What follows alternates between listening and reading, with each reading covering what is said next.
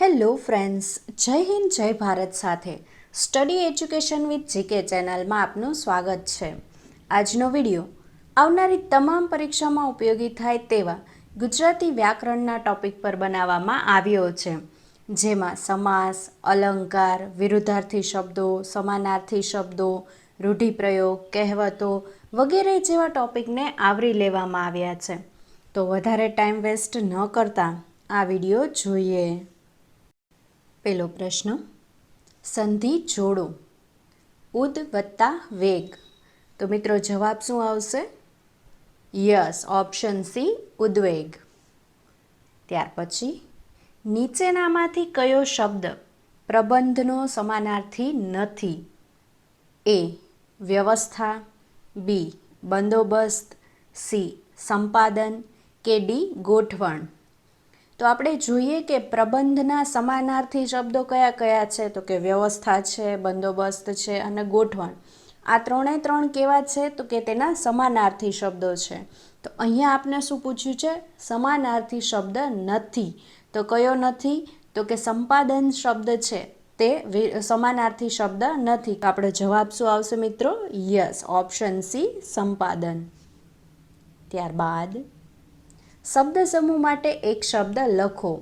વસ્તુને પાન કે કાગળમાં લપેટીને ઝીણી પોટકી જેવું કરેલું બાંધણ. એ સંદૂક, બી પોટલું, સી પડીકું કે ડી ભાતું. તો શું આવશે મિત્રો? યસ, વસ્તુને પાન કે કાગળમાં લપેટીને ઝીણી પોટકી જેવું કરેલું બાંધણ હોય તેને શું કહેવાય? પડીકું કહેવાય. તો આપણો જવાબ શું થશે? Option C. ત્યાર પછી સમાસ ઓળખાવો. અષ્ટદિશા. એ ઉપપદ, બી દ્વિગુ સમાસ, સી દ્વંદ્વ સમાસ કે ડી તત્પુરુષ સમાસ. તો અહીંયા શું થાય તેનો વિગ્રહ કરીએ તો અષ્ટ એટલે 8 અને દિશા મીન્સ દિશા. તો 8 દિશા એટલે શું થાય? ઓપ્શન બી દ્વિગુ સમાસ. ત્યારબાદ નીચેના પૈકી સાચી જોડણી કઈ છે? તો કઈ છે મિત્રો? યસ, ઓપ્શન એ શેવલીની. ત્યાર પછી સંધિ છોડો. વ્યગ્ર. તો મિત્રો આનો વિગ્રહ શું થાય? યસ, ઓપ્શન બી વી વત્તા અગ્ર. ત્યારબાદ સમાસ ઓળખાવો. ભજનાનંદ. એ દ્વિગુ સમાસ, બી ઉપપદ સમાસ, સી મધ્યમપદ લોપી સમાસ કે ડી દ્વંદ્વ સમાસ. તો મિત્રો જવાબ શું આવશે? યસ, ઓપ્શન સી મધ્યમપદ લોપી સમાસ. ત્યાર પછી રૂઢિપ્રયોગનો અર્થ લખો. પાણીમાં જવું. એ ઉપયોગ થવો, બી પાણીમાં ઓગળવું, સી મિશ્રણ કરવું કે ડી નકામું જવું. તો પાણીમાં જવું એટલે શું થાય? નકામું જવું. એટલે આપણો જવાબ શું આવશે મિત્રો? Yes, option D. ત્યારબાદ વિશેષણ લખો. નાની બહેન પાણી લઈને આવી. એ નાની, બી આવી, સી બહેન કે ડી લઈ. તો અહીંયા આપને વિશેષણ પૂછ્યું છે. તો વિશેષણ શું છે? બહેન પાણી લઈને આવી, પણ કેવી બહેન? તો કે નાની બહેન. એટલે વિશેષણ શું થયું? નાની. એટલે આપણો જવાબ શું આવશે મિત્રો? યસ, ઓપ્શન એ. ત્યારબાદ અલંકાર ઓળખાવો. રસ્તા પરના વાહનોની જેમ તેના વિચારો પણ દોડતા હતા. તો આપણો જવાબ શું આવશે મિત્રો?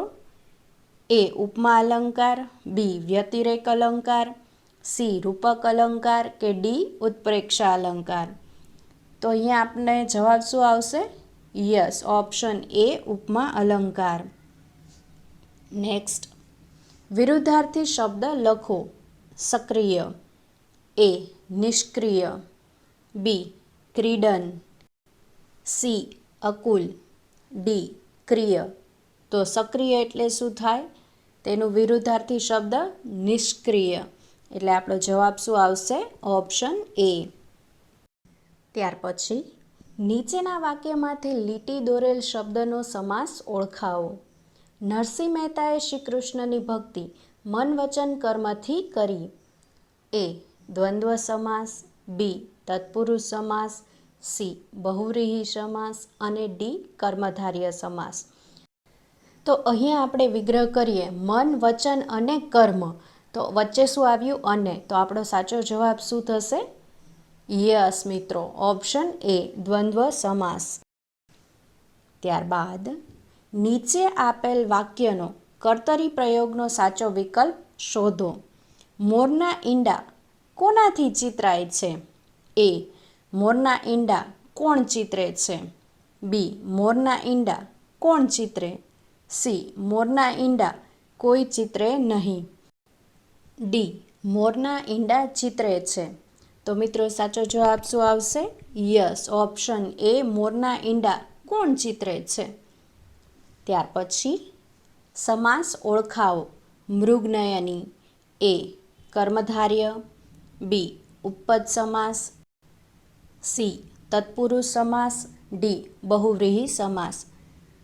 મિત્રો અહીંયા આપણે મૃગનયની શબ્દનો વિગ્રહ કરીએ તો શું થાય? તો કે જેની આંખો મૃગ જેવી છે તે. તો તે પ્રમાણે આપણો કયો સમાસ થાય? યસ, ઓપ્શન ડી બહુવ્રીહી સમાસ. ત્યાર પછી અલંકાર ઓળખાવો. વાઘજીને માવજી પ્રાણ કરતાંય વધુ વહાલો હતો. એ. અનન્ય વય, બી. વ્યતિરેક, સી. વ્યાજસ્તુતિ કે ડી. ઉત્પ્રેક્ષા. તો મિત્રો કયો જવાબ આવશે? યસ, ઓપ્શન બી વ્યતિરેક અલંકાર. ત્યારબાદ નીચેના વાક્યનો યોગ્ય વિકલ્પ પસંદ કરી રૂઢિપ્રયોગનો અર્થ આપો. ટહુકો પાડવો. એ. મોર ટહુકો કરે, બી. બૂમો પાડી બોલાવવું, સી. મીઠાશથી બોલાવવું કે ડી. ન ગમતી વ્યક્તિને બોલાવવું. તો મિત્રો આનો સાચો જવાબ શું આવશે? યસ, ઓપ્શન સી મીઠાશથી બોલાવવું. ત્યાર પછી શબ્દ સમૂહ માટે એક શબ્દનો સાચો વિકલ્પ પસંદ કરો. ઘાસની જમીન. એ. બીટ, બી. બીડ, સી. તૃણ પ્રદેશ કે ડી. તૃણબીજ. તો જવાબ શું આવશે મિત્રો? યસ, ઓપ્શન બી બીડ. નેક્સ્ટ, નીચેના વાક્યનો અલંકાર ઓળખાવો. કાળજે કોર્યું તે કોને કહીએ? એ. વર્ણાનુપ્રાસ, બી.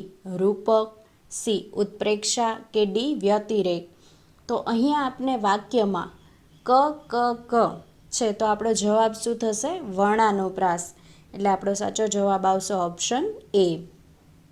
ત્યારબાદ હિમાલય જાણે રૂનો ઢગલો. અલંકાર ઓળખાવો. એ.